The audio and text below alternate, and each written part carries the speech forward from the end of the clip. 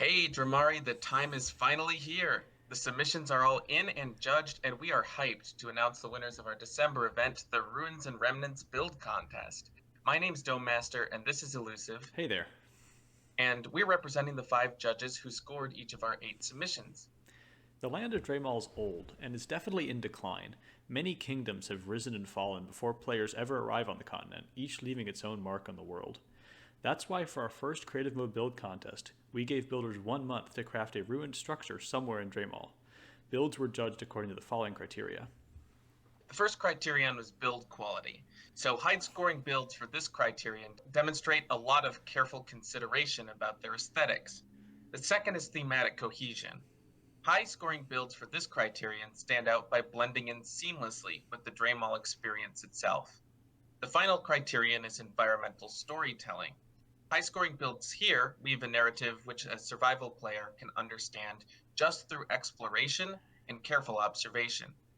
Each of those categories was worth 10 points, so each judge's overall scores were out of 30 total points.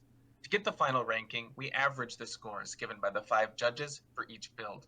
Well, without further ado, let's move into the rankings.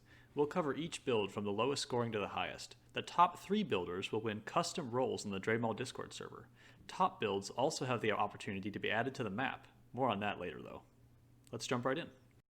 In 8th place, we have the revamped Anernoga Ruins. This extremely hot build comes to us from noted ability developer Hot Elbows. It's a rework of the existing ruins of Salanir at the Anernoga Tower. Elbows added doors, interior details, and texture to the walls of some of the ruins, which was in the spirit of the contest. However, it seems that Mr. Elbow's artistic genius demanded that about half the city be completely consumed by fiery holes that are still burning, like some centuries after the fall of Salanir. Yeah, I'm not too sure about that one, DomeMaster. Well, let's just say the subtleties of this build were lost on the judging committee. We'll move on to the next ruin. Yeah, I think we'd better. In 7th place, we have the Final Stronghold by Nighthawk. This build was well put together, and I thought the location was really clever. We did have some feedback to give, though. We would have liked to see rooms that had a defined purpose to really illustrate this place's history as a stronghold, as opposed to, say, a shrine or other subterranean structure. That means rooms like barracks, an armory, or even a kitchen. With what was built, though, we did really appreciate the storytelling aspects, such as the loot and lore books that Nighthawk included. But we'd just like to advise to show and not just tell.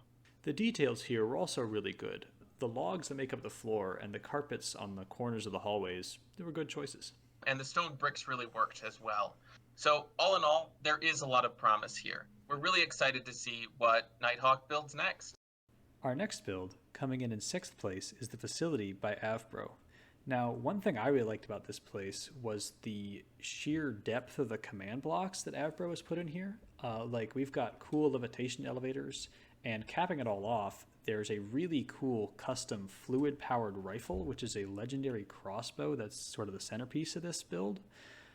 And overall, we thought that Avbro did a really nice job of approximating the Avsamic architecture that's used throughout the map, but most specifically in the temporal ruins, which also feature these levitation elevators and even a crafting recipe for the legendary weapon.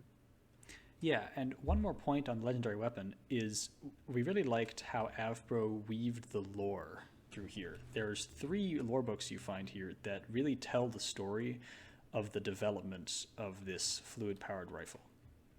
Yeah. But speaking of the fluid, one piece of feedback that we'd like to give is with these pipes that are at the top of the build. Well, I do think they give it a really unique profile. There are some problems because the water flowing out of them seems to flow over the other buildings in the facility in kind of a strange way that I think overall makes it look a little messier than I would like. And the other piece of feedback I have was I would have liked to see the sharp edges of the pit that the facility sits in be a little more smoothed out. It's kind of jarring. But overall, we really like this build. All right, and now we're moving on to our 5th place build, the revamped Zarha Ruins by I Am Kara Danvers. And the most important thing to note about this build is that it had one of the highest thematic cohesion scores in the entire contest. With the smooth sandstone that was used as a main building material here, It just blended in extremely well with this huge sandstone bluff that towers behind the ruins. There's also some really great warm tones with the orange terracotta and brown concrete used in the flooring. One thing I really liked about this build was the custom buildings, like this little fountain. I actually would have liked to see more of that, though, to really show off what each building was used for, and also to just add more to the architectural style of Zarha. I did appreciate the elements of how Zarha was ruined over time. You added some really nice vine work, and that collapsed tower I thought was also a really good touch. So overall, I think this is a really competently executed build and very worthy of our number 5 spot. In fourth place, we have the Temple of Plains by Xeno AMX. This is definitely one of the most creative builds on this list, in my opinion. There's a ton of depth here, both figuratively and literally. There's also a lot of lore books, and they offer interesting tidbits about the life and knowledge of the sect of Noha, the aspect of Plains. And the thing I liked the most about this build is sort of the sense of exploration you get as you're going around. There's all these tight corridors and these caverns, and as you go through one, you're suddenly confronted with something completely different. Like in one spot, there are these giant mushrooms, and then you round the corner, and you're suddenly in this facility. And even further down, there's these huge obsidian flowers that really captured the imagination. All in all, it's a really exciting experience to fly through, and I'm sure it's even better in survival mode. However, the same tight corridors and claustrophobic caverns that make it such a suspenseful survival experience don't really evoke Plains to me. For a temple of the aspect of Plains, I would have expected more warm tones in the walls, maybe wood in the floors, and also more sort of meadow motifs such as wheat. But overall, the Judgment Committee definitely found more to like than to dislike in this build, and personally, I would love to tour it in survival. And we've arrived at the top 3. As mentioned previously, each of these builders will receive a custom role on the Drehmal Discord server commemorating their achievement. We're also really excited to announce that the map developers, Kiko and Balderich, have decided that each of these 3 builds is strong enough to be incorporated into Drehmal itself in some form.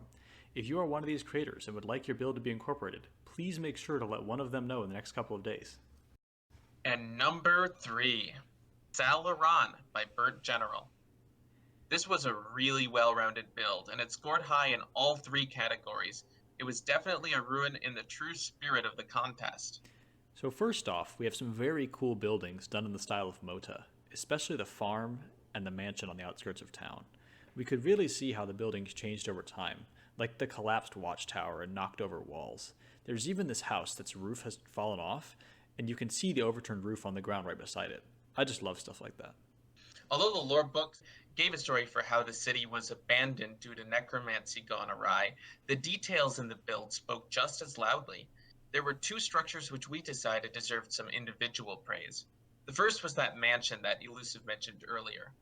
While most of the houses in town were very similar to those in Mota, this house took the blocks and the styles used in the existing town and went the extra mile. The curved forms on the roof really invoked the Trimoon theocracy, and the trees growing up through the central room were a great way to show the structure's age while giving it a somewhat eerie atmosphere. Like any of the best ruins in Drehmal, this build also has secrets that tie into the lore. There's a sweet necromancer chapel hidden in a cave under the town, with some incantations written at the altar. The cave is also supported by this crazy skull beast ribcage that really gives the place a unique look. To conclude, I just wanted to mention that this was my personal favorite build in the contest due to its strength across all 3 criteria. The fact that 2 builds placed higher really just goes to show how great all of our top 3 ruins really are. Congratulations on placing 3rd, Burnt General. Coming in at number 2, we have Castle Tharsax by Pogo. This build had the highest build quality score in the contest. The amount of detail is just stunning, as well as the block choice used to represent those little details. Some of my personal favorites were the fence gates used to represent exposed rafters in the ceilings of buildings, and a busted down door being made of 2 trapdoors, and also the holes in the floor of the gatehouse being represented with upward facing droppers. It just looks really good. It does. There was also some exceptionally strong environmental storytelling in this build. The vines creeping all over the castle and originating in a seed of charged creepers in one hidden room dovetailed really nicely with the survival chests full of vines and lore books throughout, which tell the story of the castle's recent downfall to out-of-control magic. I also really appreciated the build up to the boss fight you implemented at the top of the castle. You really built a great sense of anticipation during this climb, Pogo. As a cool piece of trivia, Pogo made this build mostly in survival to use as his main base. That's seriously impressive. The judging committee just loved this build, and we're excited to see it implemented somewhere in Drehmal in the next update, 2.2. Congratulations on second place, Pogo. And our number one build for the Ruins and Remnants build contest is the Ruins of Zorhul by Black Sabbath. This build had by far the best environmental storytelling in the contest, with a near perfect score. Black Sabbath went well above and beyond, writing the most lore books out of any submission. They are also of an exceptionally high quality, fitting in with both the lore and style of Drehmal. The books, combined with the intricate details of the ruin itself, tell the story of an entirely new civilization of exiled Kasayan barbarians, who made their home on the Island of Dusk, and came to worship the crystal mites there. In the end, the hubris of a high priest led to their downfall.